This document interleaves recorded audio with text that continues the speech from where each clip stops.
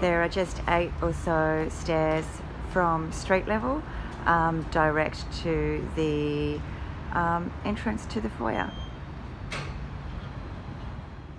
The interior office space for the majority of workers is open plan. The boardroom setup is about a dozen paces from Todd's office on the same level.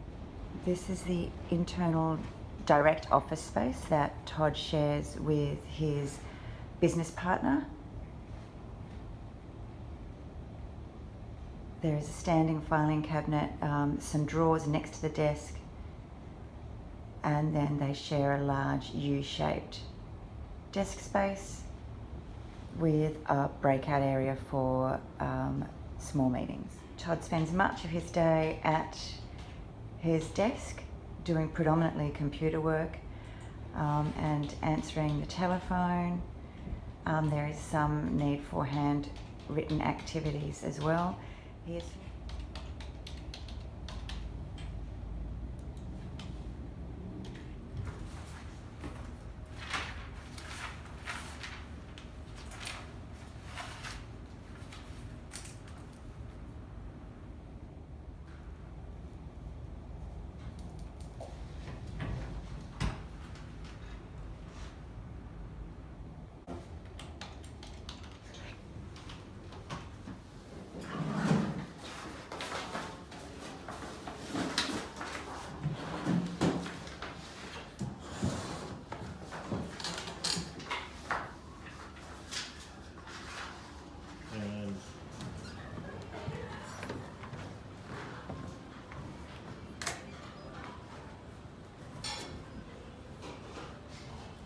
As Todd spends up to 8 hours a day seated at his desk, it's really important that we do both a seated postural assessment and then also a standing postural assessment.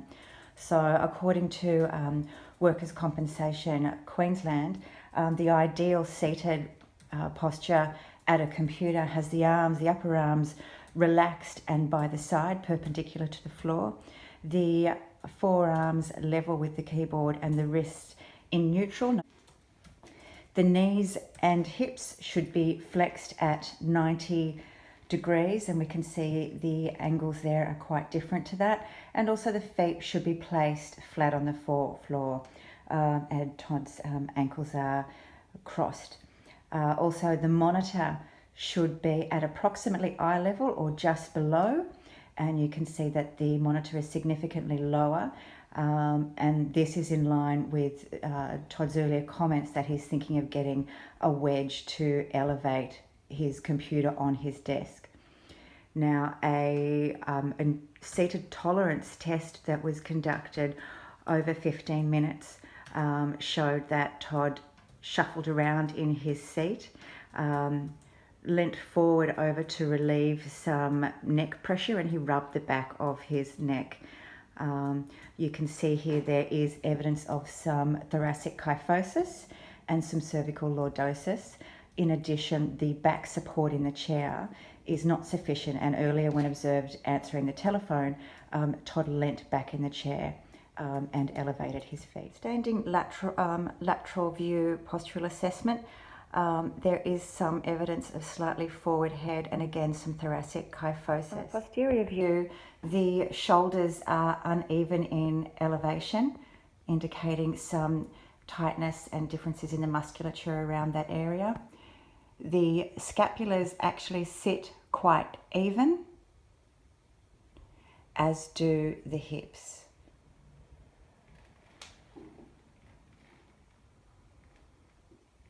There is symmetry between the lower limb. Given the number of occasions and the frequency that Todd has to access the bottom drawer of his filing cabinet, and that he squats down to access documents and sometimes sits in that position to read them, we're just going to do, in line with the ESSA outcome measures, a standard squat test.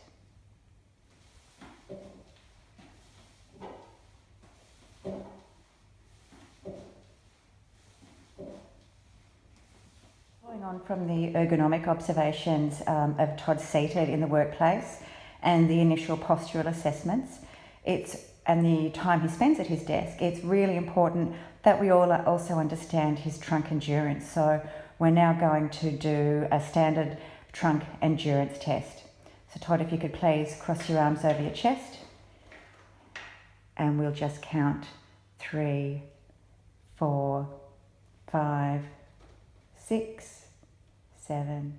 With Todd seated for so long, his hips are in flexion for a long period of the day without any breaks.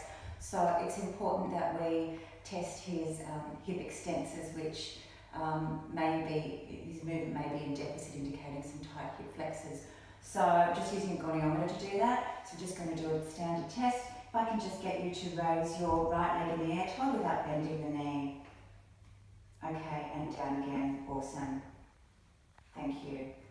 Okay, that shows that Todd has about 20 degrees hip flexion, which is below the normal of 30 degrees. Okay, due to the nature of Todd's work and also the postural assessment and some discomfort that he claims to feel, it's really important that we test the range of motion of his upper body. So firstly, we're going to start with cervical range of motion, and normally I would do this with a goniometer, but that's not at hand at the moment, so I'm just going to look for observations. So Todd, if I could just ask you, do you mind if I touch you at all? No? Great, thank you. If I could just ask you firstly to drop your chin down to your chest. Let me know if you experience any discomfort or pain. No? Okay, great.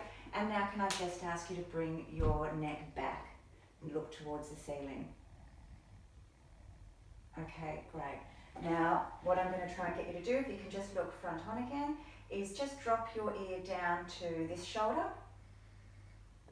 Do you feel any tightness or discomfort there? Tightness. Tightness? Okay, great. Now let's come across to the other side for me.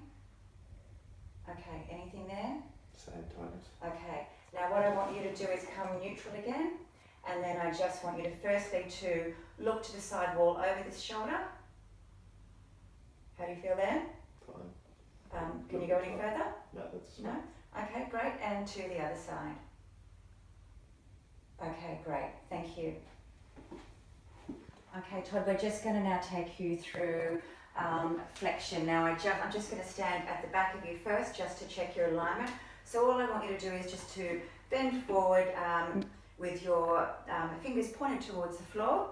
Don't just go as far as you can. Okay, great. And come back up again.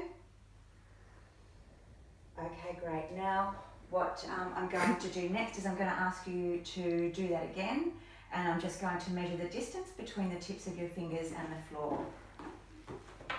So just doing that again. I don't have a tape measure at hand, which I would normally use. Okay, terrific. Any discomfort or pain? No. Okay, great. All right, we're measuring 12 centimetres there. Okay, Todd, we're just now going to have a look at your lateral flexion. So all I want you to do is to stand up and bring your feet a little bit closer together, just hip width.